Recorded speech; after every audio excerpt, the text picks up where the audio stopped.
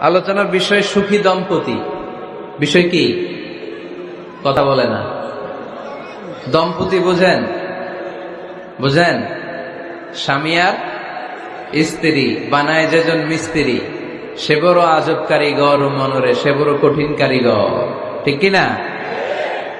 পৃথিবীর প্রথম দম্পতি হচ্ছে সাইয়েদনা আদম আলাইহিস সালাম আর হাওয়া আলাইহিস সালাম। পৃথিবীর প্রথম স্বামী আদম আলাইহিস সালাম, প্রথম স্ত্রী হাওয়া আলাইহিস সালাম। ওয়া কুলনা ইয়া আদম উসকুন আনতা ওয়া যাওজুকাল জান্নাহ। আল্লাহ বললেন, আদম তুমি আর তোমার জোড়া বা তোমার স্ত্রী দুজনে মিলে জান্নাতে থাকো। তাহলে ওনারা ছিলেন স্বামী আর স্ত্রী, ঠিক কিনা? তাহলে এই দাম্পত্য সম্পর্কটা এটা জান্নাতি সম্পর্ক। কি সম্পর্ক? উত্তর দিতে হবে। দৌলতপুরের ভাইরা রাগ করছেন আমার সাথে? শীত লাগতেছে? উত্তর দেওয়া যাবে আওয়াজ করে? হ্যাঁ, আওয়াজ করে উত্তর দিবেন, মুখে তালা মেরে বসে থাকা যাবে না। তাহলে পৃথিবীর প্রথম স্বামীর নাম কি? আদম আলাইহিস সালাম। পৃথিবীর প্রথম স্ত্রী হাওয়া আলাইহিস সালাম। এই দাম্পত্য সম্পর্কটা বড় মধুর, বড় গভীর, বড্ড ভালোবাসার, ঠিক কিনা? স্বামী আর স্ত্রী, স্বামী আর স্ত্রী, এই সম্পর্কটাকে আল্লাহ তাআলা কোরআনে পোশাকের সাথে তুলনা করেছেন। কিসের সাথে? পোশাক। আরবিতে বলে লিবাস। আরবিতে কি বলে? লিবাস। আল্লাহ বলেছেন, ও নারীরা তোমরা পুরুষদের জন্য পোশাক, আর ও পুরুষেরা তোমরা নারীদের জন্য পোশাক। পড়েন সুবহানাল্লাহ। পোশাকের বেসিকলি তিনটা কাজ। কয়টা? কেউ কথা কয় না, আরো জোরে বলেন কয়টা? তো এখন আওয়াজ আসলো কোথেকে? আওয়াজ করে উত্তর দিবেন, চিল্লায় বলেন পোশাকের কাজ কয়টা? এভাবে শেষ পর্যন্ত খোঁচায় যেন সাউন্ড বের করা না লাগে, স্বপ্রণোদিত ভাবে উত্তর করবেন, ক্লাসের মতো হোক। তিনটা কাজ। এক নম্বর কাজ হচ্ছে পোশাক ইজ্জতের আবরু, লজ্জাস্থান ঢেকে রাখে, ঠিক কিনা? আমাদের লজ্জাস্থান ঢেকে রেখেছে আমাদের পোশাক।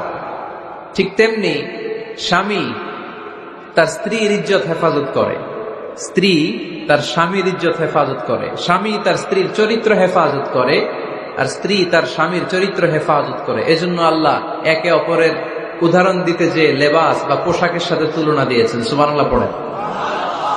পোশাকের দুই নাম্বার কাজ হচ্ছে সৌন্দর্য। এই যে কত সুন্দর ডিজাইন করা, এমব্রয়ডারি করা পোশাক যখন আমরা পরি সুন্দর লাগে না? তেমনি পুরুষের চোখে নারী সুন্দর, নারীর চোখে পুরুষ সুন্দর, স্বামীর চোখে স্ত্রী সুন্দর, স্ত্রীর চোখে স্বামী সুন্দর। সুবহানাল্লাহ পড়েন। পোশাকের তিন নাম্বার কাজ হচ্ছে কমফোর্ট, আরাম দেয়া, প্রশান্তি দেয়া। শীতকালে এই যে আমরা ব্লেজার পরেছি, জ্যাকেট পরেছি, অনেকে চাদর গায়ে দিয়েছেন, কেউ মাথায় রুমাল দিয়েছেন, কেউ গলায় মাফলার দিয়েছেন, একটা উষ্ণ উষ্ণ আরাম আছে না নাই? আবার গরমের কালে পাতলা সুতি কটনের কাপড় পরলে একটা আরাম আছে না নাই? তাহলে পোশাক পরলে যেমনি আমাদের দেহ প্রশান্ত হয়, আরাম পাওয়া যায়, তেমনি স্বামী স্ত্রীর স্পর্শ পেলে সে আরাম পায়, তার হৃদয়টা প্রশান্ত করে দেয় কে? আবার স্ত্রী স্বামীর সঙ্গ পেলে তার মধ্যে প্রশান্তি এনে দেয় কে? এজন্য রব্বুল আলামিন বলেন, হুন্না লিবাসুল লাকুম ওয়া আনতুম লিবাসুল লাহুন্না। ও দুনিয়ার নারীরা, তোমরা হলে পুরুষদের জন্য পোশাক, পুরুষ হলো নারীদের জন্য পোশাক। সুবহানাল্লাহ পড়েন। পোশাক যেমনি ইজ্জত আবরুর হেফাজত করে, তেমনি স্বামী স্ত্রী একে অপরের ইজ্জত হেফাজত করে। পোশাক যেমনি সৌন্দর্য বাড়ায়, স্বামীর চোখে স্ত্রী সুন্দর, স্ত্রীর চোখে স্বামী সুন্দর। পোশাক যেমনি আরাম দেয়, স্বামী তার স্ত্রীর স্পর্শ পেলে, স্ত্রী তার স্বামীর স্পর্শ পেলে হৃদয়ে প্রশান্তি অনুভব করে, ঠিক কিনা? এজন্য দাম্পত্য জীবন, এখানে স্বামীও আছে স্ত্রীও আছে। ইংরেজিতে বলে কাপল, কাপল লাইফ।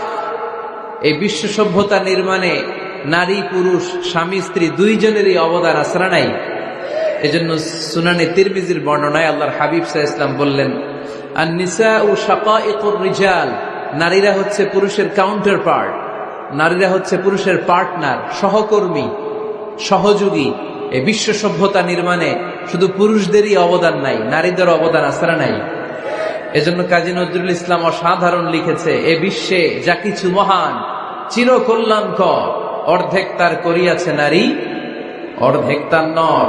তার মানে নর নারী, স্বামী স্ত্রী দুইজনেরই অবদান এই মানব সভ্যতায় আছে না নাই? এই সম্পর্কটাকে আল্লাহ লেবাসের সাথে তুলনা করলেন, মেটাফরিক্যালি, রূপক ভাবে আল্লাহ পোশাকের সাথে তুলনা করলেন। পোশাক যেমনি গায়ের সাথে লেগে থাকে, পোশাক যেমনি চামড়ার সাথে মিশে থাকে, স্বামী স্ত্রীর সম্পর্কটাও এরকম একাকার, মিলেমিশে, ভালোবেসে একাকার। স্বামী স্ত্রীর রিলেশনশিপ সম্পর্কটা অনেকটা হাত আর চোখের মতো। হাত ব্যথা পেলে চোখ দিয়ে পানি ঝরে, আবার চোখ দিয়ে পানি ঝরলে হাত সেই পানি মুছে দেয়, ঠিক কিনা? তাহলে সম্পর্কটা কেমন যেন হাত আর চোখের মতো। হাত কেটে গেলে পানি পড়ে কোন দিক দিয়ে? চোখ দিয়ে পানি ঝরে। আবার চোখ দিয়ে পানি ঝরলে চোখের পানি মোছার জন্য হাতের দরকার আছে না নাই? তাহলে একেবারে মিলেমিশে একাকার সুখী দাম্পত্য জীবন। স্বামী স্ত্রী এই জান্নাতি সম্পর্কটাকে কিভাবে উপভোগ করবে, কিভাবে একে অপরের সাথে ডিলিংস করবে, আচরণ করবে, এ ব্যাপারে কোরআন এবং সুন্নায় আমাদের জন্য গাইডলাইন দেয়া আছে না নাই?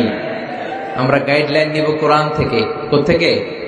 কোরআন থেকে আর সুন্নাহ থেকে। কারণ এই কোরআন আর সুন্নাহ আমাদেরকে সঠিক জীবন দর্শন শিখায়, কিভাবে এই পৃথিবীতে চললে পৃথিবীতেও সুখ, আবার আখেরাতেও সুখ, এর সব দিক নির্দেশনা কোরআনে আছে না নাই? তাহলে এই যে স্বামী স্ত্রীর দাম্পত্য জীবন, এক্ষেত্রে প্রত্যেককে আল্লাহ তাআলা কিছু দায়িত্ব দিয়েছে। আজকে দায়িত্বগুলোর ব্যাপারে আমরা শুনব। স্ব স্থানে থেকে প্রত্যেকেই, স্বামী যদি স্বামীর দায়িত্ব পালন করে, স্ত্রী যদি স্ত্রীর দায়িত্বটুকু পালন করে, তাহলে দাম্পত্য জীবনটাকে জান্নাতি দাম্পত্য সুখ দিয়ে ভরে দিবে কে? আল্লাহ। আমাদের প্রত্যেকের দাম্পত্য জীবন সুখী হোক, সমৃদ্ধ হোক, আমরা চাই কি চাই না? অনেকে বলে হুজুর সুখ নাই, সুখ নাই, ঘরের ভেতরে গেলেই জাহান্নাম। আহা, কথা শোনে না আমার। আবার স্ত্রীরা বলে হুজুর দোয়া করবেন, পরকিয়া করে, খালি এসএমএস পাঠায়, আমারে ভাল লাগে না, এখন অন্যদিকে ঘুরে। এরকম আসরা নাই? দুই দিক থেকে অভিযোগ। বোনদের জন্য কোনো প্যান্ডেল ট্যান্ডেল আছে নাকি আজকে? হ্যাঁ, দিনের বেলা সমাবেশ ছিল তো, এটা হয়ে গেছে তো মাইকের সাউন্ড নিশ্চয়ই। এই এদিকে উঠছে কে? টান দেন এদেরকে ধরে, টানেন টানেন, টাইনা বসান বসান, টান দেন টান দেন, হুজুরে ধরেন, হুজুরে ধরেন। ধরতে পারেন নাই হুজুরে? ধরছেন? হ্যাঁ, টান দেন। এই তো, টাইনা বসেন। এদিকে তাকান, এদিকে হয়েছে, হ্যাঁ বসাই দিচ্ছে। এইভাবে চলবে একেবারে শেষ পর্যন্ত। উঠলে খবর আছে। শুরুতে সুযোগ দিয়েছি, সুযোগ নেন নাই। তো আমরা প্রথমে স্বামীর দায়িত্ব শুনবো। দাম্পত্য জীবনে স্বামীকে আল্লাহ তাআলা কি দায়িত্ব দিয়েছে, তারপর স্ত্রীকে আল্লাহ তাআলা কি দায়িত্ব দিয়েছে, এবং দুইজনের আবার কালেকটিভ সম্মিলিত কিছু দায়িত্ব আছে, এগুলো আমরা শুনবো। শুনতে রাজি আছেন তো? কষ্ট হচ্ছে আপনাদের? আচ্ছা, এই বাম দিকটা আমাকে কষ্ট দিয়েই যাচ্ছে, খালি আওয়াজ, কথা। একটু থামছে, আবার শুরু। কেন? আমার দিকে তাকান। আরেকজনকে থামতে বলছে কি আপনারা? এই থামো থামো, এগুলো বলেন কেন? আপনি থামেন, তাই তো হয়ে গেল। হ্যাঁ, আবার আমার সাথে কথা বলেন, আপনি চুপ। তো প্রথমে আমরা সম্মিলিত দায়িত্বের কথা শুনব। সম্মিলিতভাবে আল্লাহ স্বামী স্ত্রী দুইজনকেই কিছু দায়িত্ব দিয়েছে, যে দায়িত্বটা দুইজনের উপরই বর্তায়। এরপরে শুনবো স্বামীকে আল্লাহ কিছু দায়িত্ব দিয়েছে, এটা শুনবো। এরপরে স্ত্রীকে কিছু দায়িত্ব দিয়েছে। আল্লাহর কসম, এই দায়িত্বগুলো যদি স্বামী স্ত্রী সম্মিলিতভাবে পালন করে, এক একটা ঘরকে আল্লাহ জান্নাতি পরিবার বানায় দিবে, সুখী সমৃদ্ধ জান্নাতি দম্পতি বানায় দিবে। এরকম দাম্পত্য জীবন, সুখময় দাম্পত্য জীবন আমাদের হোক। আমরা চাই কি চাই না? চাই। তাহলে আমরা প্রথমে আলাদা আলাদা দায়িত্ব শোনার আগে সম্মিলিত বা কালেকটিভ রেসপন্সিবিলিটি কি আছে, এই সম্মিলিত দায়িত্বগুলো শুনব।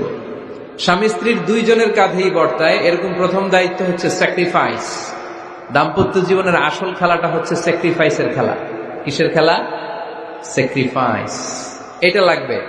আমার বোনেরা,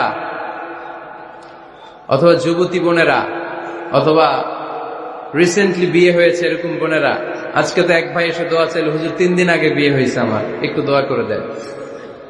তারপর যুবক ছেলেরা, তোমরা যারা বিয়ে করনি, করবা, খেয়াল করে শোনো, এগুলো কাজে লাগবে। স্যাক্রিফাইসটা খুব জরুরি।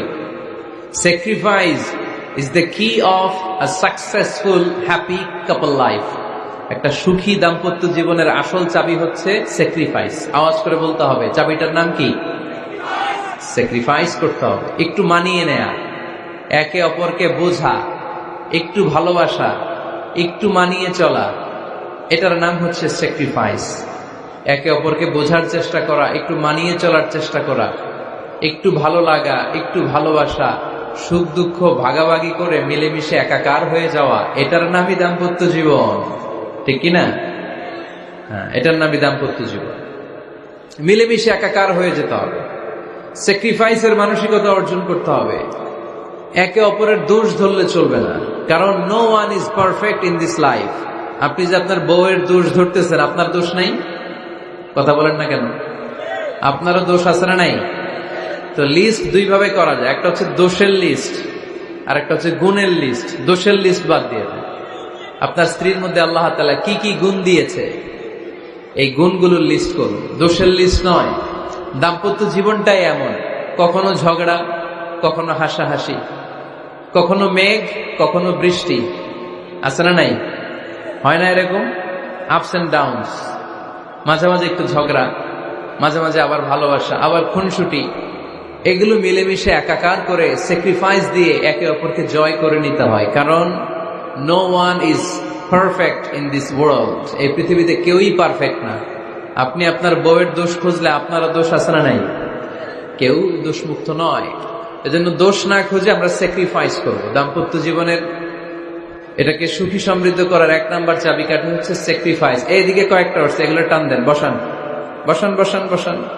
এই যে লাল গেঞ্জি, এটারে বসান, পিছনে সবুজ গেঞ্জি বসান, টাইনা বসান না, আমি বলছি বসান, টান দেন ওরে ধরে, টানেন সবাই মিলে, টান দেন ওরে, হ্যাঁ বসান, হ্যাঁ ধাক্কা মারেন, সাবাস, হ্যাঁ ঠিক আছে। এই বসাইতে পারেন, লাল গেঞ্জি চলে যাইতেছে, ওরে ধরো, এই ঠিক আছে, বসছে ও, ঠিক আছে বস, ফাইন, আমার দিকে তাকান, বসে গেছে। কষ্ট পাইতেছেন আপনারা?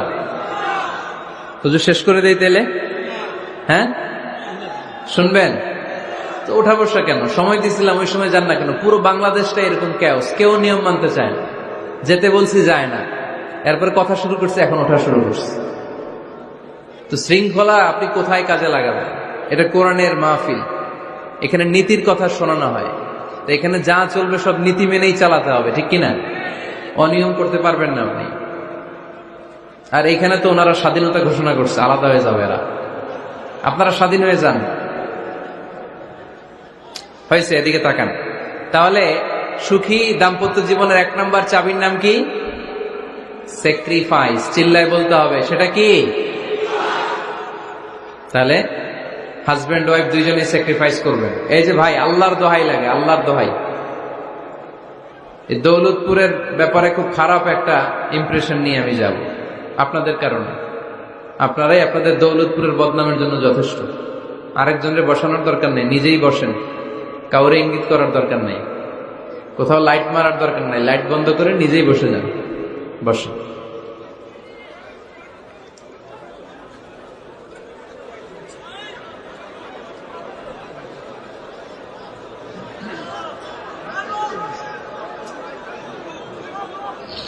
হ্যাঁ ঠিক আছে, এদিকে তাকান।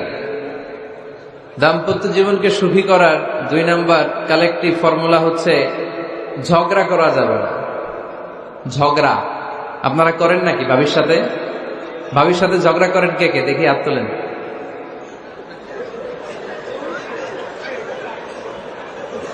এইদিকে সব আল্লাহর ওলি, এরা ঝগড়া টগড়া করে না। আপনি করেন? এই সাহসী সন্তান আছে কিছু, মাশাআল্লাহ, ঠিক আছে, বেশি করেন না আবার। হ্যাঁ ঠিক আছে, ঠিক আছে, তোমরাও করো, বুঝছি, আপনারাও করেন, ওকে। না, ঝগড়া করা যাবে না। একজন ঝগড়া শুরু করলে আরেকজন চুপ থাকতে হবে। দুইজনই ঝগড়া করলে, দুইজন রেগে গেলে ঝামেলা আসরা নাই। স্বামী রেগে গেলে স্ত্রী চুপ, স্ত্রী কখনো রেগে গেলে স্বামী চুপ, দুইজনই রেগে গেলে তৃতীয় বিশ্বযুদ্ধ, ঠিক কিনা? এজন্য ঝগড়া করতে দেয়া যাবে না। কারণ এই ঝগড়া, সামান্য ঝগড়া থেকে এই ঝগড়া বাড়তে বাড়তে এটা বিচ্ছেদের দিকে গড়ায়, ডিভোর্স হয়ে যায়। এরকম কত কেস যে আমার কাছে আসে, কত কেস যে আমার কাছে আসে যে হুজুর ছোট্ট ঝগড়া থেকে আমাদের মধ্যে ঝগড়া বাড়তে বাড়তে ইগো প্রবলেমের কারণে বিচ্ছেদে গড়ায়। আর এই ঝগড়া একটু শুরু হলে ইবলিস শয়তানের কাজ হচ্ছে পালে বাতাস দেয়। কি দেয়? পালে বাতাস পেলে এটা দাউ দাউ করে উঁচু হয়ে ওঠে। আগুনের মধ্যে যেমনি কেরোসিন ঢাললে দাউ দাউ করে জ্বলে, সামান্য ঝগড়ার ছোতা পেলে ইবলিস শয়তান খালি দাউ দাউ করে এই ঝগড়ার আগুনকে জ্বালিয়ে দেয়। ঠিক কিনা? এজন্য ঝগড়া করবেন না, মেহেরবানি করে ঝগড়া শুরু করবেন না। যে কোনো মূল্যে এই ঝগড়াকে থামায় রাখতে হবে। তো ফ্যামিলিতে ঝগড়া অনেক সময় হয়ে যায়, কিন্তু একজন ঝগড়া করলে আরেকজন চুপ থাকতে হবে। ঝগড়া নিয়ে একটা মজার গল্প আছে, শুনবেন? বিশৃঙ্খলা করলে তো গল্প শোনানো যাবে না, একেবারে চুপ। আমার দিকে তাকান, তাকিয়েছেন? ঝগড়া নিয়ে যে গল্পটা সেটা হচ্ছে, এক স্বামী ওয়াজ শুনে বাড়িতে গেছে রাত 11টায়। তো বাড়ির কাছাকাছি যেতে না যেতে স্ত্রীর আবার স্বভাব হচ্ছে রাতের খাবারটা স্বামীর সাথে একসাথে খায়, আলাদা খায় না। তো বাড়ির সামনে যেই স্বামী ফোন দিছে ওয়াইফকে, এই শুরু করার আগে দরজাটা খোলো, আমি চলে আসছি। তো ওয়াইফ এসে দরজা খুলে দিচ্ছে।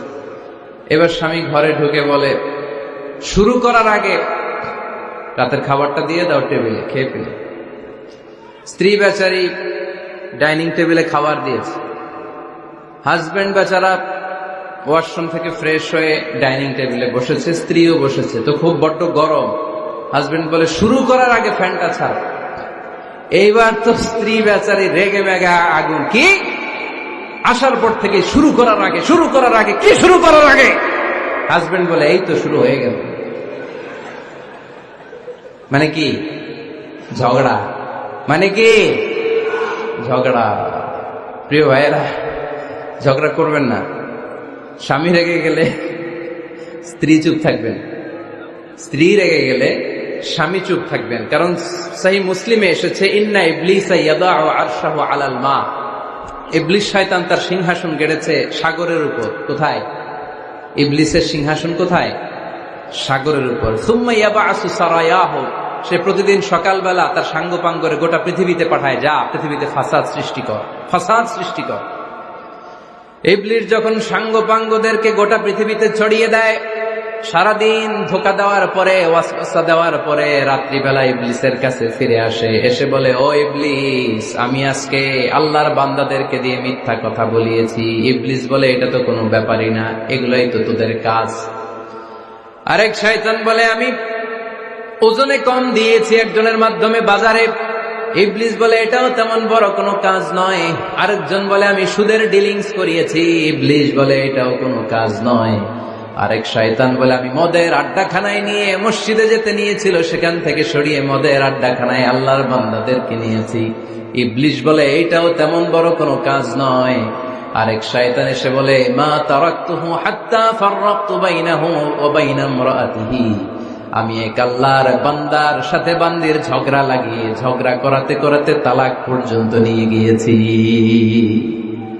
মা তারাকতুহু হাত্তা ফাররাকতু বাইনাহু ওয়া বাইনা ইমরাআতিহি, আমি এক ইমানদার পরিবারকে ধ্বংসের শেষ প্রান্তে নিয়ে গিয়েছি। সামান্য ঝগড়ার পরে আমি ওয়াসওয়াসা দিতে দিতে ঝগড়া বাড়াতে বাড়াতে তালাক পর্যন্ত নিয়েছি। ইবলিস বলে, শাবাশ, তুই তো কাজের মতো কাজ করেছিস, আমার কাছে আয়, আমার কাঁধে ওঠ। ইবলিস তখন ওই শয়তানকে কাঁধে নিয়ে নাচতে শুরু করে। নাউজুবিল্লাহ পড়বেন না?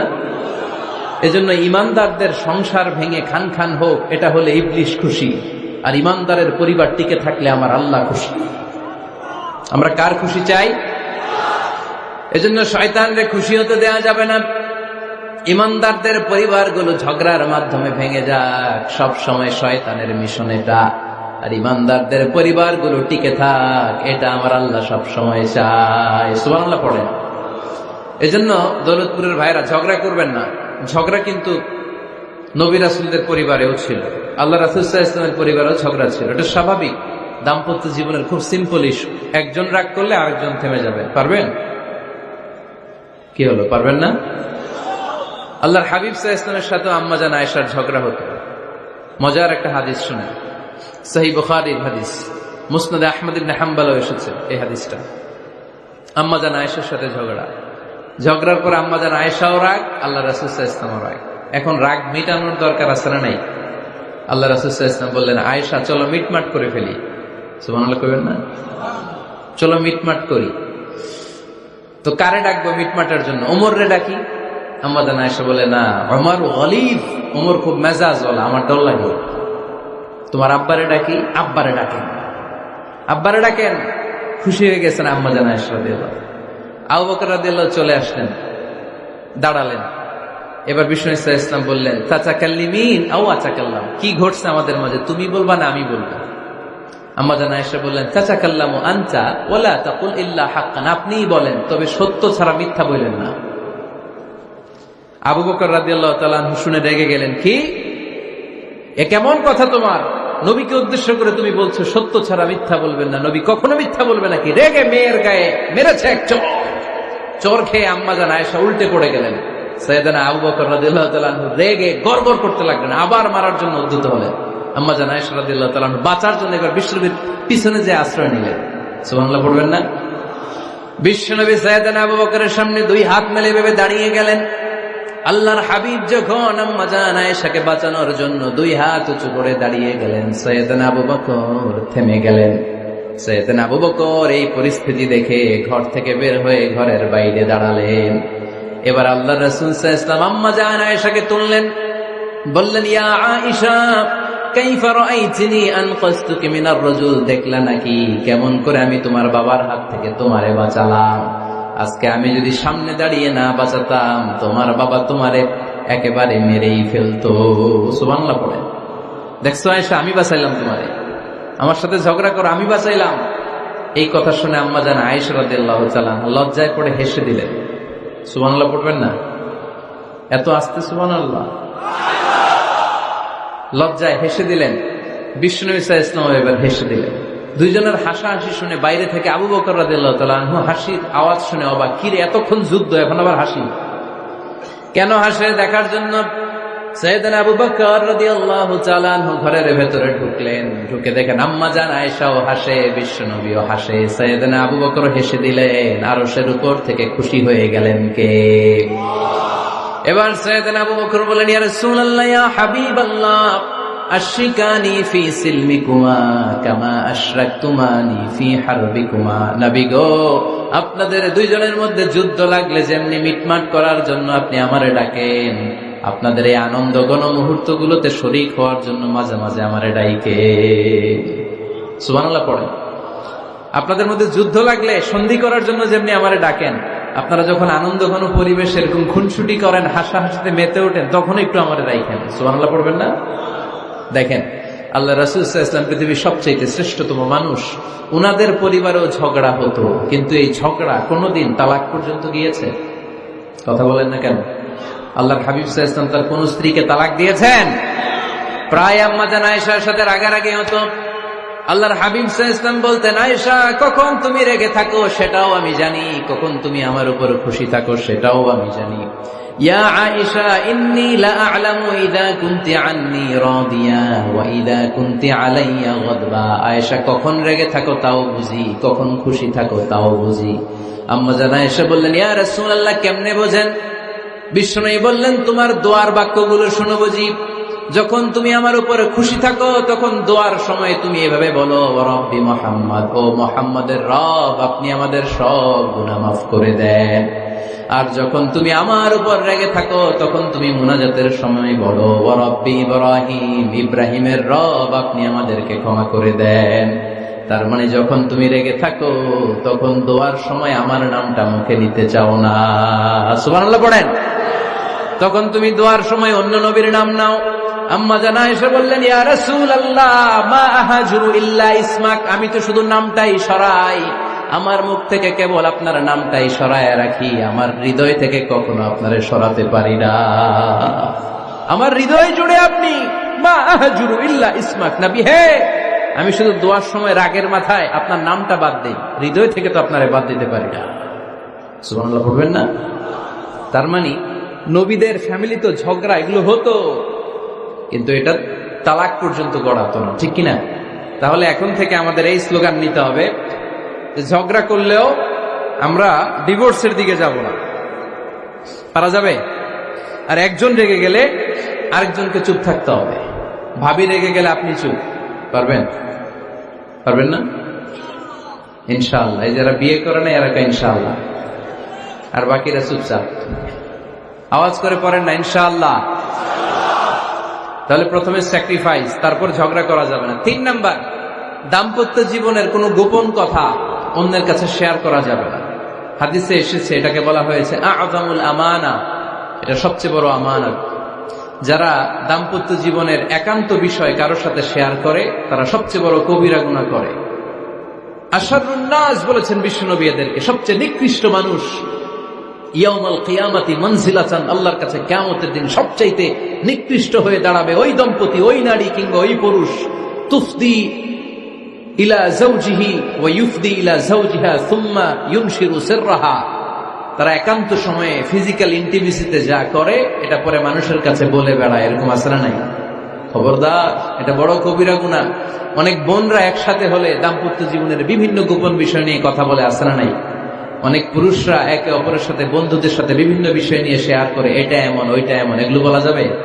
আসিবাউ হারাম। দাম্পত্য জীবনের সব বিষয়, স্বামীর সব বিষয় স্ত্রীর কাছে আমানত, স্ত্রীর সব বিষয় স্বামীর কাছে আমানত রেখেছে কে? দাম্পত্য জীবনের এই প্রাইভেট লাইফের কোনো কিছু কিয়ামত পর্যন্ত অন্যের কাছে প্রকাশ করাকে হারাম ঘোষণা করে দিয়েছে কে? এজন্য খবরদার আমার বোনেরা, একসাথে মহিলারা হলে পেটের কথা পিঠের কথা সব বের করে দেয়, আছে না নাই? কিছু থাকে না, সব বের হয়ে যায়। খবরদার, সব বললেও দাম্পত্য জীবনের কোনো কথা শেয়ার করা যাবে? আমার ভাইয়েরা খবরদার, আপনাদের দাম্পত্য জীবনের কোনো কথা আপনার বন্ধুর সাথে শেয়ার করতে পারবেন না। এগুলো ফ্যামিলি শান্তি নষ্ট করে, দাম্পত্য জীবনের সুখকে নষ্ট করে। তাহলে 3 নাম্বার, প্রাইভেসি বজায় রাখবেন, এটা দুজনেরই দায়িত্ব। 4 নাম্বার, অহেতুক সন্দেহ পরিহার করুন। অনেক স্ত্রী আছে হাজবেন্ডের খালি সন্দেহ করে, এই ওদিকে তাকাই লাগেন, ওই মেয়ের দিকে তাকাই লাগেন, মোবাইল দেখি, মোবাইল দাও, ফেসবুকের পাসওয়ার্ড দাও, ঢুইকা দেখি মেসেঞ্জারে কার সাথে চ্যাট করছে, এই অফিসের ফাইল দেখি, এই এটা দেখি, এই তোমার ইনবক্স চেক করবো, এদিকে দাও, আছে না নাই? এই সন্দেহ ঘরটারে জাহান্নামের টুকরা বানিয়ে ছেড়েছে। অহেতুক সন্দেহ করবেন না। আবার ভাইরা ভাবিদেরকে অহেতুক সন্দেহ করবেন, এই ওদিকে গেলা কেন, ওদিকে তাকাইলা কেন, এটা করলা কেন, ওইটা করলা কেন, দেখি তোমার মোবাইল, তোমার মোবাইলের গ্যালারি দেখি, লক করে রাখছো কেন, লক খোলো, আছে না নাই? অহেতুক সন্দেহ ফ্যামিলিটারে জাহান্নামের টুকরা বানিয়ে দেয়। হ্যাঁ, ভ্যালিড কোনো অপরাধ যদি স্বামী করে ফেলে, ভ্যালিড কোনো অপরাধ যদি স্ত্রী করে ফেলে, পরকীয়ার কোনো বিষয় যদি প্রমাণিত হয়, বসেন, কনসাল্ট করেন, একে অপরের সাথে কথা বলেন, জিজ্ঞেস করেন। কিন্তু অহেতুক, আমি অনেক ফ্যামিলি এরকম দেখেছি, আমার কিছু বন্ধুকেও আমি দেখেছি যে এদের অবস্থা খুব খারাপ, খালি সন্দেহ করে, আছে না নাই? এই সন্দেহের রোগটা বড় রোগ, এই রোগ থেকে বেরিয়ে আসতে হবে। অহেতুক সন্দেহ করা যাবে না। 5 নাম্বার, হাজব্যান্ড ওয়াইফের দায়িত্ব হচ্ছে একে অপরের সহযোগী হতে হবে, সহকর্মী। আল্লাহর জান্নাত পাওয়ার ক্ষেত্রে একে অপরের সহযোগী। আপনি একা জান্নাতে যাবেন, ভাবি জাহান্নামে, এটা আপনি চান? জি না, আওয়াজ নাই আমগো গলায়। আপনি এটা চান? ভাবি একা জান্নাতে যাবে, আপনি যাবেন না, এটা ভাবি চায়? চায় না। তাহলে গেলে একসাথেই যান না, একসাথেই যান, একসাথেই যাবেন, আলাদা না। এজন্য আল্লাহর আনুগত্যে, আল্লাহর ইবাদতে, দাম্পত্য জীবনে একে অপরের সহযোগী হতে হবে। স্বামী ভুল করলে স্ত্রী সুন্দর করে শুধরে দিবে, স্ত্রী ভুল করলে স্বামী শুধরে দিবে। ফজরের সময় স্ত্রী হাজবেন্ডকে ডেকে দিবে, উঠতে না চাইলে ঠান্ডা পানির ছিটা দিবে। কারণ জান্নাতে একা যাওয়া যাবে না, গেলে দুইজনই যাবে। কথা কয় না? দুইজনেই জান্নাতে যাওয়ার দরকার আছে না নাই? যত বেশি আপনারা আল্লাহর আনুগত্যে আগাতে পারবেন, তত আপনাদের মহাব্বত বাড়াই দিবে কে? এই যে হাজবেন্ড ওয়াইফের ভালোবাসাটাকে বলে লাভ পিরামিড। কি pyramid? Love pyramid, like triangle, ত্রিভুজ আকৃতির। হাজবেন্ড ওয়াইফের ভালোবাসাটা ত্রিভুজ আকৃতির। The closer the couple comes to Allah, the closer they comes to each other. Husband wife যত বেশি আল্লাহর কাছে যাবে, তারা নিজেরাও নিজেদের তত কাছে যাবে। হাজবেন্ড ওয়াইফ আল্লাহর সম্পর্ক থেকে যত দূরে সরে যাবে, তারা নিজেরাও নিজেদের থেকে তত দূরে সরে যাবে। ঠিক কিনা? ত্রিভুজ চিনেন আপনারা? হ্যাঁ, এই জিওয়, কয়েকজন জিওয়, আপনারা ত্রিভুজ চিনেন না? চিনি। জি হয়, ঠিক আছে। ত্রিভুজের কয় কোণা? হ্যাঁ, 3 কোণা। এই যে এরকম লাভ পিরামিড, 3 কোণা। এই উপরের কোণায় আল্লাহর অবস্থান, আর এই কোণায় স্বামী, এই কোণায় স্ত্রী। তো তারা আল্লাহর দিকে যত যাবে নিজেরাও তত কাছে যাবে, আর তারা আল্লাহর সম্পর্ক থেকে যত দূরে চলে যাবে নিজেদের মধ্যে দূরত্ব বাড়তে থাকবে। ঠিক কিনা? পিরামিডটা বুঝতে পারছেন? ত্রিভুজ আকৃতির সম্পর্কটা লাভ পিরামিড এরকম, 3 কোণা। উপরের কোণায় থাকে আল্লাহ, এদিকে স্বামী, এদিকে স্ত্রী। তারা যদি আল্লাহর কাছে উভয়ে যেতে চায়, উভয়ে কাছাকাছি আসতেছে না? কথা বলেন না কেন? আর আল্লাহর আনুগত্য ইবাদত থেকে দুইজন যদি দূরে সরে যায়, তাহলে দুজনের দূরত্ব বাড়িয়ে দেয় কে? এজন্য স্বামী হবে স্ত্রীর সহযোগী, সহকর্মী। নামাজের সময় একে অপরকে ডেকে দিবেন, মোবাইলে অ্যালার্ম দিয়ে রাখবেন। স্বামী স্ত্রীরে ডাকেন, স্ত্রী স্বামীরে ডাকেন। স্বামী স্ত্রীকে কোরআন তেলাওয়াত শোনাবেন, স্ত্রী স্বামীরে কোরআন তেলাওয়াত শোনাবেন। ফ্যামিলিটারে জান্নাতি ফ্যামিলি বানায় দিবে কে? তাহলে এই 5টার দায়িত্ব কালেকটিভ রেসপন্সিবিলিটি, স্বামীর উপরও বর্তায়, স্ত্রীর উপরও বর্তায়। এগুলো মেনে চললে দাম্পত্য জীবন সুখকর করে দিবে কে? মনোযোগ আছে? কষ্ট হচ্ছে? এবার আমরা হাজবেন্ডের দায়িত্ব শুনি। হাজবেন্ডের প্রথম দায়িত্ব হচ্ছে, হাজবেন্ড হচ্ছে caretaker of the family, in charge, protector. আর রিজালু কাওয়ামুনা আলান নিসা। আল্লাহ বললেন স্বামী হলো তার স্ত্রীর ইনচার্জ, প্রোটেক্টর। স্ত্রীকে সুরক্ষা দিবে, স্ত্রীকে টেক কেয়ার করবে, স্ত্রীর দায়িত্বে থাকবে। এই দাম্পত্য জীবনের দুইজনের সংসারকে, সংসারের মধ্যে স্বামীকে দায়িত্বশীল বানিয়েছে কে? পুরুষ দায়িত্বশীল। পুরুষ কখনো নারীর ক্ষতি করে না, সুপুরুষ নারীর ক্ষতি করে না। ঠিক কিনা? গোটা পুরুষ সমাজ নারী সমাজের সুরক্ষা দিবে। যেগুলো নারীকে একান্তে পেলে রেপ করে, এই যে ঢাকা বিশ্ববিদ্যালয়ে একটা রেপের ঘটনা ঘটছে না? যে এই বেয়াদবটা এই কাজ করেছে, এটা কি পুরুষ না কুপুরুষ? এটা কি সুপুরুষ না কুপুরুষ? সুপুরুষ নারীর প্রোটেকশন দেয়, নারীর টেক কেয়ার করে, তার ইনচার্জ, তার দায়িত্বশীল। দাম্পত্য জীবনে অর্থনৈতিক যত দায় দায়িত্ব আছে সব আল্লাহ তাআলা পুরুষের কাঁধে দিয়েছে। কার কাঁধে? এই দাম্পত্য লাইফে নারীর কোন অর্থনৈতিক দায় দায়িত্ব নারীর কাঁধে আল্লাহ দেয় নাই। এজন্য সব অর্থনৈতিক দায়িত্ব পুরুষের ঘাড়ে। 4টা অর্থনৈতিক দায়িত্ব আছে। পুরুষ নারীকে মহারণা দিবে, পুরুষ নারীকে খাবারের ব্যবস্থা করবে, পুরুষ নারীকে পোশাকের ব্যবস্থা করবে, পুরুষ নারীর জন্য রেসিডেন্সিয়াল ব্যবস্থা করবে। ঠিক কিনা? وآتوا النساء صدقاتهن نحلة فإن طبن لكم عن شيء منه نفسا فكلوه هنيئا مريئا। সুবহানাল্লাহ পড়ে। সব স্বামীদেরকে আল্লাহ ডেকে বললেন, ও স্বামীরা শোনো শোনো, বিয়ের পর সাথে সাথে স্ত্রীর কাছে তুমি মোহরানা আদায় করে দাও। মোহর দেয়া নফল নাকি ফরজ? জোরে বলেন। তোমরা কি দাও?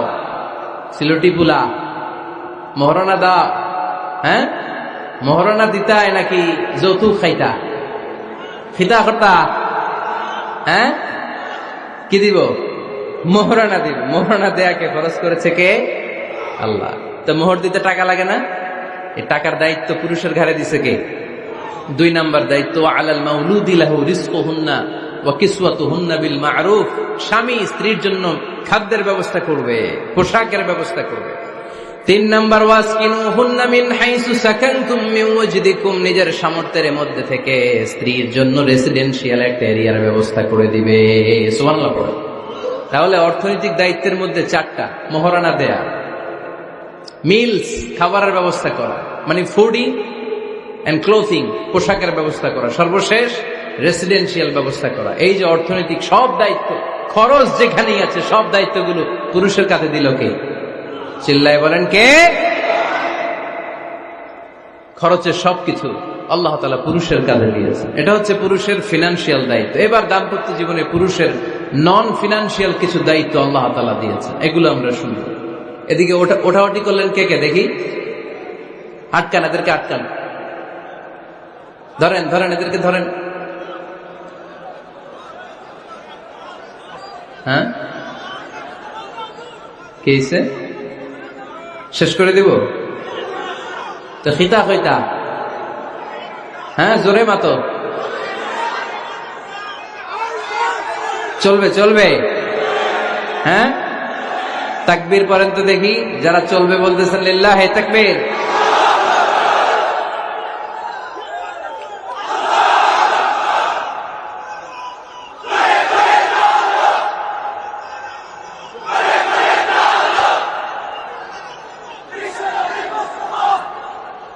মাশাআল্লাহ মাশাআল্লাহ।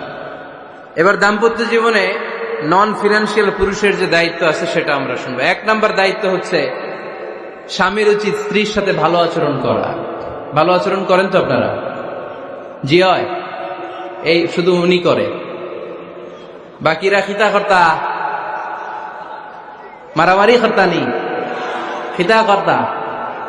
হ্যাঁ, সালাম দিবেন, স্ত্রীকে কি দিবেন? আল্লাহ বললেন ওয়া আশিরুহুন্না বিল মা'রুফ, স্ত্রীর সাথে কোমল ভাষায়, ভালো শব্দে, ভালো বাক্যে ভালো কথা বলো। স্ত্রীর সাথে খারাপ আচরণ করো না। স্ত্রীকে দেখলে তুমি মুচকি হাসি দাও। অনেক স্বামী আছে কখনো স্ত্রীকে দেখলে মুচকি হাসি দেয় না, চেহারাটা বাংলা পাসের মতো এরকম করে রাখে, আছে না নাই? দৌলতপুরের লোকের অবশ্য অনেক ভালো, এই যে সবার মুখে হাসি, মুচকি হাসি। হাসেন তো, মুচকি হাসি দেন তো একটা। আওয়াজ করলে মুচকি হাসি হয় নাকি? এটা মুচকি হাসি, দাঁত দেখা যাবে না, সাউন্ড হবে না, শুধু এখানে একটু একটা এক চিলতে হাসির একটা ঝলক করবে, এটার বলে মুচকি হাসি। কেন রাসূলুল্লাহ সাল্লাল্লাহু আলাইহি ওয়াসাল্লাম আকসারু তাবাসসুমান, আল্লাহর হাবিব সাল্লাল্লাহু আলাইহি ওয়াসাল্লাম সব সময় মুচকি হাসতেন। অনেকে আছে চেহারা গোমরা করে রাখে, জীবনেও হাসে না, এরকম আছে না নাই? দেখছেন এরকম আছে? এই এলাকায় তো নাই না? আছে। হাসবেন হাসবেন, মুচকি হাসতে পয়সা লাগে না, পয়সা লাগে, এজন্য হাসবেন। আল্লাহর হাবিব সাল্লাল্লাহু আলাইহি ওয়াসাল্লাম বলেছেন ফাস্তাউসু বিন-নিসাই খায়রা, নারীর সাথে ভালো আচরণ করো। নারীদেরকে বাঁকা পাঁজরের হাড় দিয়ে তৈরি করা হয়েছে। এই হাড়কে সোজা করতে গেলে ভেঙে যাবে, রেখে দিলে বাঁকাই থেকে যাবে। তো কি করতে হবে? ফাস্তাউসু বিন-নিসাই খায়রা, কোমল আচরণ করো। আবার আল্লাহর হাবিব সাল্লাল্লাহু আলাইহি ওয়াসাল্লাম বললেন রিফকাম বিল কাওয়ারিদ, নারীদেরকে কাচের তৈজসপত্র, বাসনের সাথে, গ্লাসের সাথে আল্লাহর হাবিব সাল্লাল্লাহু আলাইহি ওয়াসাল্লাম তুলনা করলেন। কাচের তৈজসপত্র, কাচের গ্লাস, কাচের প্লেট যেমনি আস্তে তুলতে হয়, আস্তে রাখতে হয়, নারীদের সাথে এরকম কোমল আচরণ করার আদেশ দিয়েছে কে?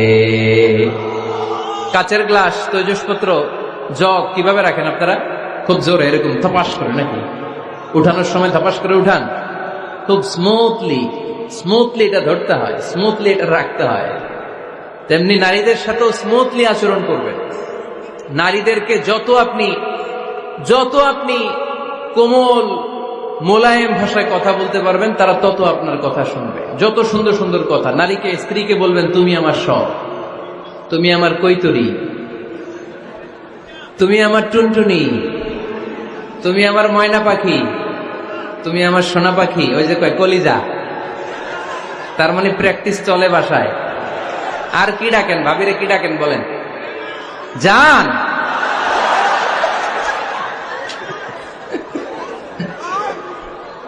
জান ডাকেন। আর ভাবি কি ডাকে আপনাদেরকে? বাবু।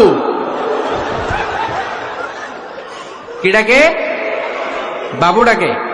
আর কি ডাকে? হ্যাঁ, বেবি। পোলাপান কত দুষ্ট দেখছেন, বেবি ডাকে নাকি? স্বামী স্ত্রীর মধ্যে এই সোহাগপূর্ণ, এই ভালোবাসাপূর্ণ এই ডাকাডাকিতে কোনো গুনাহ নাই, আছে সওয়াব। এগুলো দাম্পত্য জীবনকে সুখময় করে, ঠিক কিনা? তাহলে স্ত্রীদের সাথে কোমল আচরণ করতে হবে, এক নাম্বার দায়িত্ব। দুই নাম্বার দায়িত্ব, স্ত্রীর সেক্সুয়াল ডিজায়ারকে ফুলফিল করতে হবে। সেন্সিটিভ, যেগুলো ব্যাখ্যা করে বোঝানো কঠিন, আপনারা বুঝবেন যারা ম্যাচিউরড, মোর দেন 18 ইয়ার্স, যারা 18+ যাদের বয়স, সেক্সুয়াল ডিজায়ার ফুলফিল করা হাদিসে এসেছে, এটা স্বামীর দায়িত্ব। ফিজিক্যাল ইন্টিমেসির সময় নিজের ডিজায়ার ফুলফিল হলেই কুইট না করা, সময় দেয়া, এটা আবশ্যক। এই বিষয়েও প্রত্যেক স্বামীর খেয়াল রাখা দরকার। সংক্ষেপে শেষ করে দিলাম।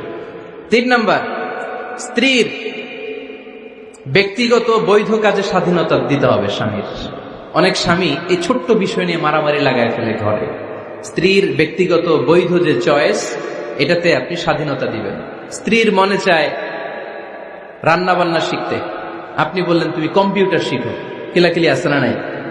স্ত্রীর মনে চায় কাঁথা সেলাই শিখতে, নকশি কাঁথা, আপনি বললেন না তুমি ল্যাঙ্গুয়েজ শিখো, ঝামেলা আছে না নাই? না, আপনার স্ত্রী আর একটা ইন্ডিভিজুয়াল, প্রত্যেকের আলাদা ব্যক্তিগত রুচি, চাহিদা, মতামতের গুরুত্ব আছে না নাই? এজন্য প্রত্যেক স্বামীর উচিত স্ত্রীর বৈধ ব্যক্তিগত যে কাজ, অবৈধগুলা না। আবার স্ত্রী বলল যে জি বাংলা দেখবো, তুমি একটা টিভি নিয়ে আসো, আনা যাবে? কথা বলেন। স্ত্রী বলল চলো পহেলা বৈশাখে আমরা নাচানাচি করব তুমি আর আমি মিলে, এটা মানা যাবে না।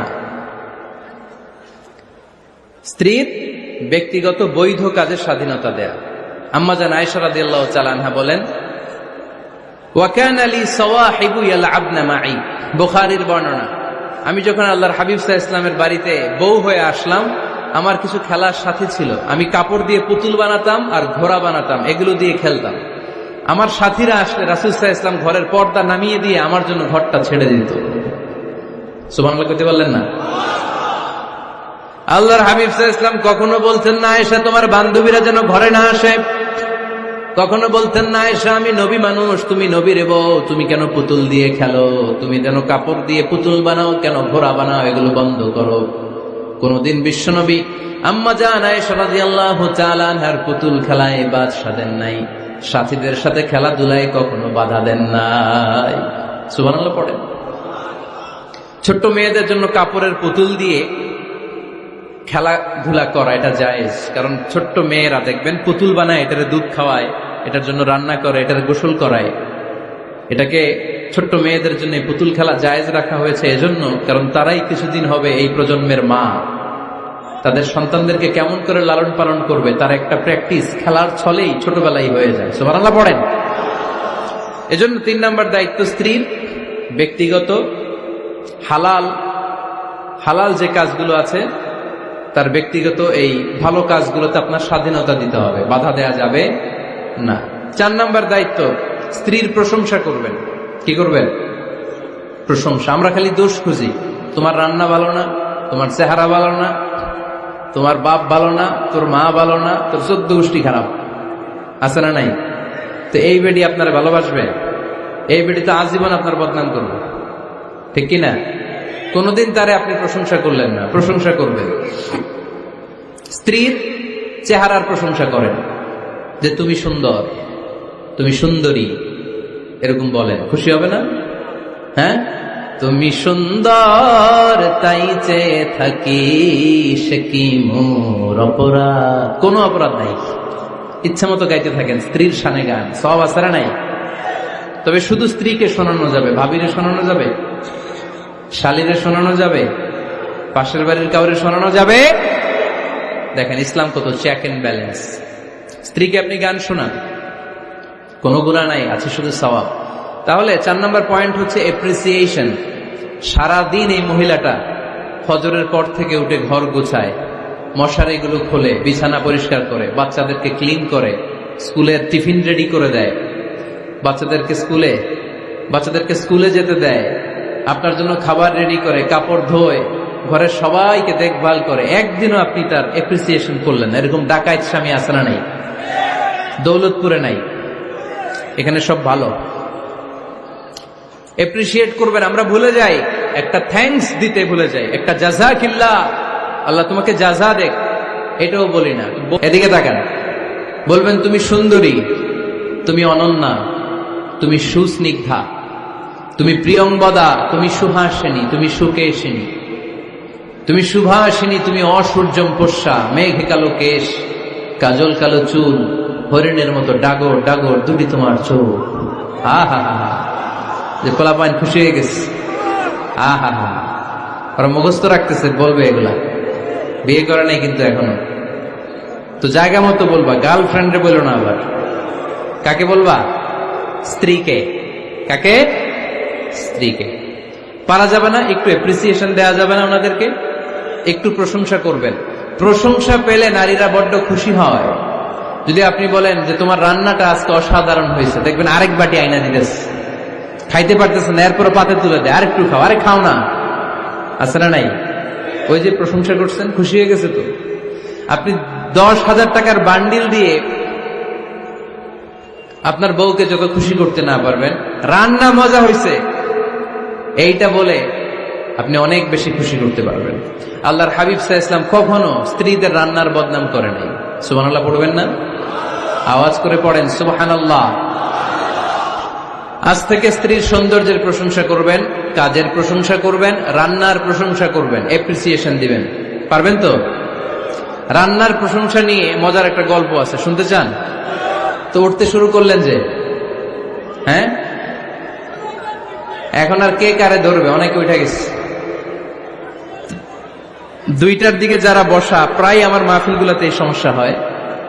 গাইবান্ধাতে আমি গেলাম, জিজ্ঞেস করলাম কখন আসছেন, কয় ফজর পরে আসছেন। তো ফজর পরে আসছেন, এত আগে আসছেন কেন? কয় জায়গা পাবো না এই জন্য। লক্ষ লক্ষ মানুষ, কে কাকে নিয়ন্ত্রণ করবে? লক্ষ লক্ষ মানুষ। আমার জীবনে এত বড় প্যান্ডেল আমি কথা বলি নাই। এরা সকাল থেকে বসে আছে, পেশাব আটকে রাখছে, এটা ক্ষতিকর না? এরা আজহারিকে দেখার পরে এরপরে ওঠা আরম্ভ করছে, দেখাইছি কয়, দেখা গেছি হুজুর, এরপরে চলে যাচ্ছে। তা আপনাদের কি অবস্থা এরকম? হ্যাঁ, আচ্ছা ঠিক আছে। তো রান্নার প্রশংসা নিয়ে যে মজার গল্পটা আপনাদের শোনাতে চাই, এদিকে তাকান, মনোযোগী হন। আমার ওয়াজ শুনে এক লোক মনে মনে নিয়ত করছে যে আইরে, জীবনে তো রান্নার প্রশংসা করলাম না, আজকে রান্নার প্রশংসা করব। তো মাহফিল শেষে বাসায় গেছে, স্ত্রী তাকে খাবার দিয়েছে, স্বামী খাবার খায় আর মিটি মিটি হাসে। স্ত্রী বলে, এই মাহফিল শুনে আসছো, রাত বাজে 12টা, খাচ্ছ ভালো কথা, হাসো কেন? তো স্বামী বলে, হাসি এর কারণ হচ্ছে তোমার রান্নাটা আজকে এত মজা হয়েছে না, জীবনে, আজকে বাড়াই বাড়াই করতেছে, তো জীবনে এত মজার রান্না খাই নাই। রান্না মজা হয়েছে শুই না, স্ত্রী তো রেগে গেছে, কি গত 10 বছর ধরে তোমার রান্না করে খাওয়াই, একদিনও রান্নার প্রশংসা করলা না, আর আজকে পাশের ঘরের ভাবি একটু গরুর গোশতের তরকারি পাঠাইছিল বাটিতে করে, পাশের ঘরের ভাবি একটু আমাদের বাড়িতে তরকারি পাঠাইছিল, তো ওই তরকারি দিয়েই তোমাকে খাবার দিছি, আজকে আর রান্না টান্না আমি করি নাই। তো ওই বেটির রান্না তোমার এত ভাল লাগছে, এই 10 বছরে একদিনও কইলা না, আজকে এটা কইলা, খাও খাও, তোমার মজার খাওয়া, আর রান্ধুন না। তো প্রশংসা করলে বুঝে শুনে করবেন, একটু এনশিওর হবেন যে রান্নাটা করছিল কে।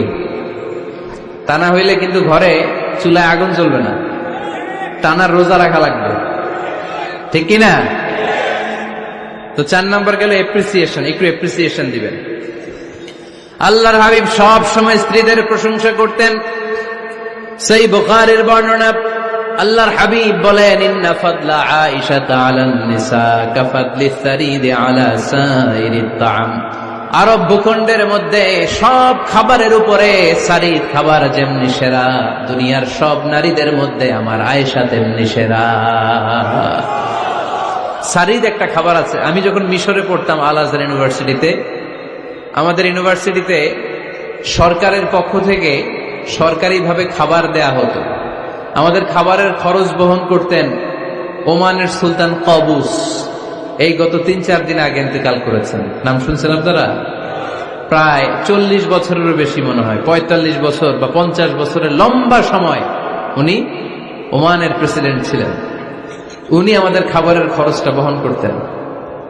কিছুদিন আগে ইন্তেকাল করেছেন। আমরা ওনার জন্য দোয়া করি, আল্লাহ তাআলা এই সুলতান কাবুসের জীবনের গুনাহগুলো মাফ করে নিক, ওনার সমস্ত খেদমত আল্লাহ কবুল করে নিক।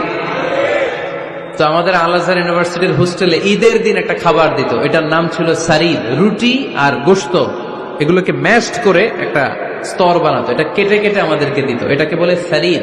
আরব দেশে সবচেয়ে দামি খাবার। আমাদের দেশে যেমনি পোলাও, গরুর রেজালা, রোস্ট, এগুলো খুব উন্নত খাবার ধরা হয়, বিয়েতে সার্ভ করা হয়। আরব দেশে ওইটাকে বলে সারিদ, শ্রেষ্ঠ খাবার। আল্লাহর হাবিব বললেন, সব খাবারের মধ্যে যেমনি সারিদ সেরা, নারীকুলের মধ্যে তেমনি আমার আয়েশা সেরা। দেখেন কেমনে এপ্রিসিয়েট করতেন। আম্মা জান আয়েশাকে তিনি সব সময় আদর করে হামায়রা বলে ডাকতেন। হামায়রা মানে লাল সুন্দরী বউ। কি সুন্দরী? আম্মা জান আয়েশা রেগে গেলে গাল দুটো আনার ফলের মতো লাল হয়ে যেত, এজন্য ডাকতেন, ও আমার লাল সুন্দরী বউ। সুবহানাল্লাহ কইতে পারলেন না? আবার আম্মাজান খাদিজাতুল কুবরা তাহেরা রাদিয়াল্লাহু তাআলা আনহার ব্যাপারে বলতেন, ইন্নী ক্বাদ রুজিকতু হুব্বাহা। সহিহ মুসলিমের বর্ণনায় তিনি বলতেন, খাদিজার ভালোবাসা আল্লাহ তাআলা আমার হৃদয়ে রিজিক হিসেবে দিয়েছে। আওয়াজ করে পড়েন আল্লাহু আকবার। তো এজন্য এপ্রিসিয়েট করবেন। 5 নাম্বার হচ্ছে আপনার ভালোবাসা স্ত্রীকে প্রকাশ করুন। এক ছাদের নিচে আজীবন বসবাস, 20 বছর হয়ে গেছে এদের সংসার, একদিনও মুখ ফুটে বলতে পারে নাই তোমারে ভালোবাসি। পারছেন? হ্যাঁ, কে কে পারছেন? দেখে হাত তুলেন। হাত অর্ধেক তুলে আবার নামায়, ভেজাল আছে, ঠিক কিনা? ভালোবাসি বলছিলেন? কারে বলছিলেন? ভাবিকে না গার্লফ্রেন্ডকে? হ্যাঁ, স্ত্রীকে বলবেন। নিজের স্ত্রীকে বলবেন আই লাভ ইউ। কি বলবেন? কথা বুঝে না বোধহয়। কি বলবেন? সবাই বলেন। কি বলবেন? মুরব্বী একজনও কয় না, কয় এতদিন কইছি না, অহনও কম না। বলবেন, ভালোবাসা প্রকাশ করবেন। স্ত্রীরা এটা খুব চায়, স্বামীর পক্ষ থেকে এই খুনসুটিগুলো খুব পছন্দ করে। আপনি আজকে যে বলেন, দেখবেন ফ্যামিলির সুখ বাড়তে শুরু করছে। সুনানে তিরমিজির বর্ণনা দেখেন, বিশ্বনবী যে আই লাভ ইউ বলতো, তার দলিল শুনেন।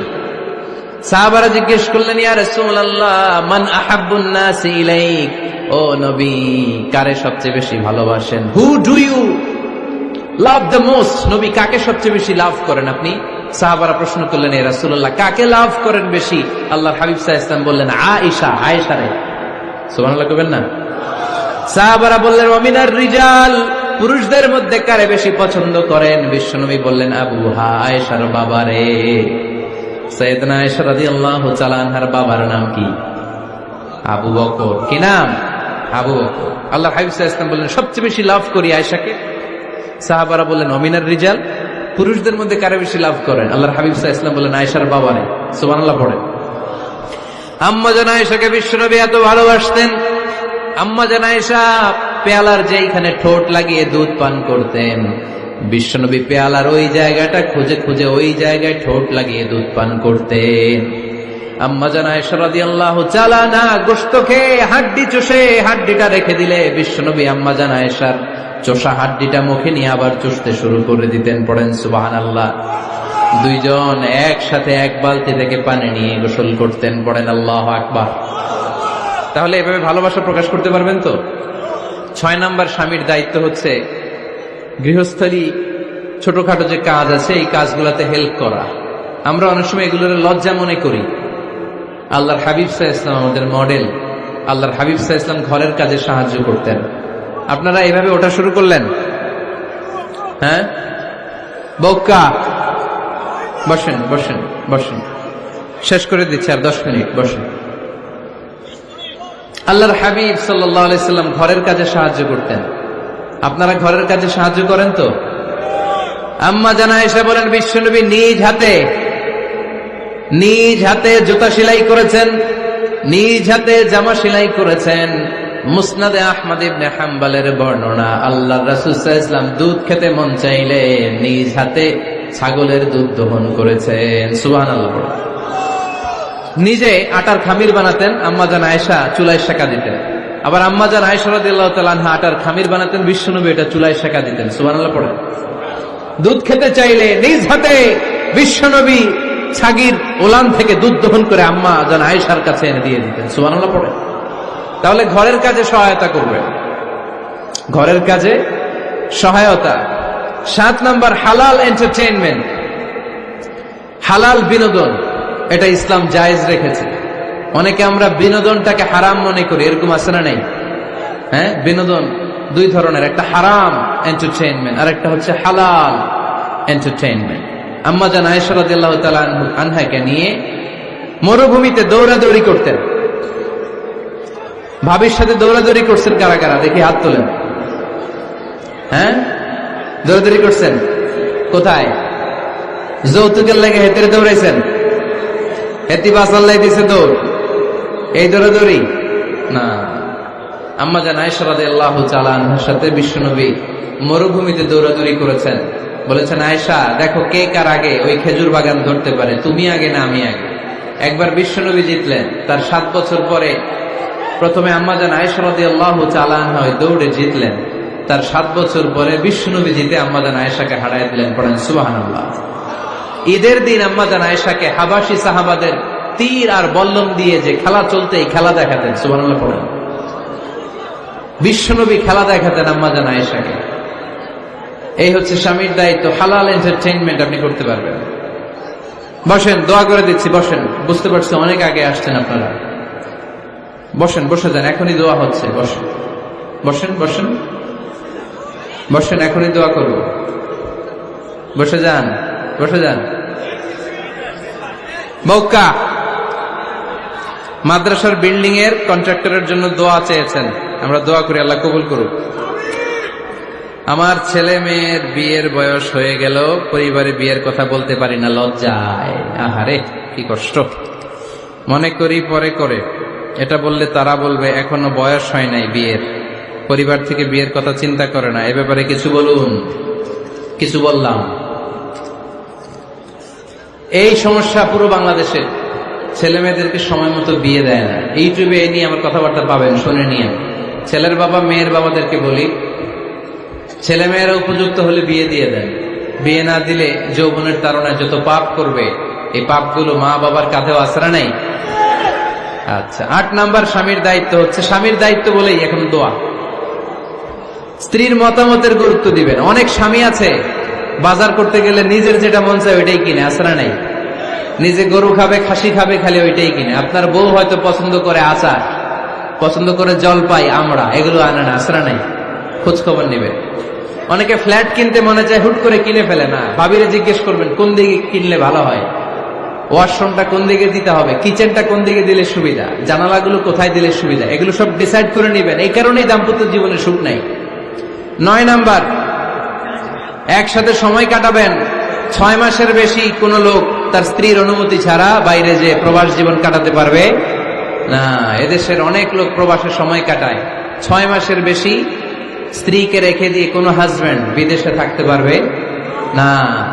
সিলেটিরা লন্ডনে থাকে, 6 মাস পরেই আসতে হবে, ঠিক কিনা? সর্বশেষ কথা হচ্ছে, স্ত্রীর জন্য দোয়া করবেন। স্বামীর পক্ষ থেকে স্ত্রীর জন্য দোয়া, এটার গুরুত্ব আছে না নাই? বিশ্বনবী তার স্ত্রীর জন্য দোয়া করতেন। স্ত্রীর জন্য দোয়া করবেন, রব্বানা হাব লানা মিন আজওয়াজিনা ওয়া যুররিয়াতিনা কুররাতা আ'য়ুন ওয়াজআলনা লিল মুত্তাকিনা ইমামা। ও আল্লাহ, আমার স্ত্রীদেরকে, আমার সন্তানদেরকে আমার চক্ষু শীতলকারী বানিয়ে দেন। পড়েন আমিন। আল্লাহ আমার স্ত্রীকে এমন বানান, স্ত্রীকে দেখলেই যেন আমার হৃদয়টা প্রশান্ত হয়, আমার চোখ যেন জড়িয়ে যায়। এই 10টা দায়িত্ব স্বামীর সুখী দাম্পত্য জীবনের জন্য। স্ত্রীর দায়িত্ব আজকে বলার সুযোগ হলো না, অন্য কোথাও অন্য কোনো মাহফিলে এই বিষয় নিয়ে আলোচনা করব, যে একটা সুখী দাম্পত্য জীবনের জন্য স্ত্রীকে আল্লাহ কি দায়িত্ব দিয়েছে। এই দায়িত্বগুলো আপনারা ইউটিউব থেকে শুনে নেবেন। আপনারা সবাই ভালো থাকুন, সুস্থ থাকুন, সুন্দর থাকুন। আমাদের প্রত্যেকের দাম্পত্য জীবন হোক সুখকর, সুন্দর, আনন্দময়। ওমা আলাইনা ইল্লাল বালাগ। আসসালামু আলাইকুম।